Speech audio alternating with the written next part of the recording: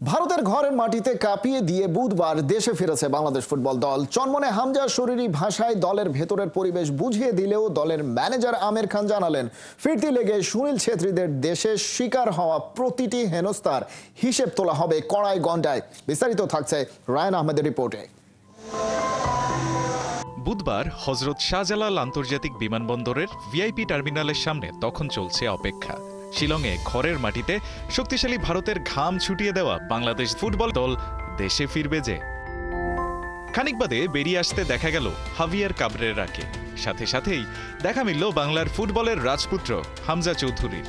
হাসি মুখে সতীর্থদের বুকে জড়িয়ে নিতে নিতে দলের ভেতরের ফুরফুরে মেজাজটাই যেন বুঝিয়ে দিলেন শরীরী ভাষায়। আরেকদিকে জামাল ভুঁইয়াকে দেখে যেন মনে হচ্ছিল পিয়ানোতে তোলা বিষাদের সুর।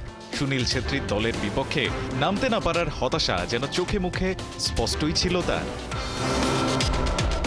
তবে আনন্দ বেদনার এই সুরের মাঝেই ভারতে গিয়ে প্র্যাকটিস মাঠ সহ লাগেজ নিয়ে হওয়া প্রতিটি নাটক যে তখনও ভোলেনি বাংলাদেশ দল, তার সুর টের পাওয়া গেল দলের ম্যানেজার আমির খানের গলায়। স্পষ্ট জানালেন, ফিরতি লেগে কড়াই গন্ডায় এর হিসেব মেলাবে বাংলা। না, আমার যেটা হলো যে ওদের যে এলজিএস যারা আছে, যারা যে কাজগুলো করেছে, আমি আমার বিএফএফকে বলেছি যে আমার এলজিএস যেন ওতে শিক্ষা নিয়ে এর চেয়ে বেশি করে।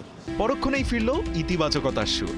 জানালেন হামজা দলের জন্য আশীর্বাদ। কন্টিনেন্টের যে যারা আছে প্লাস ইন্ডিয়াও এই হামজাকে অনেক সুন্দরভাবে বরণ করে নিয়েছে এবং সবাই কিন্তু স্টেডিয়ামের মধ্যে হামজা হামজা বলেই প্রতিধ্বনি তুলেছিল।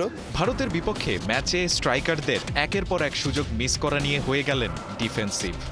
আসলে স্ট্রাইকার বলতে তো না, একটা হলো জনি আর একটা হলো হৃদয়, যে এটা করেছে সেটা মিডফিল্ডার হিসেবেই তারা ছিল। তো এখন সুযোগ আসবে, সুযোগটা কাজে লাগাতে হবে। সুনীল ছেত্রীর দলকে দেশের মাটিতে হারানোর প্রত্যয় থাকলো সাবেকেই ফুটবলারের গলায়।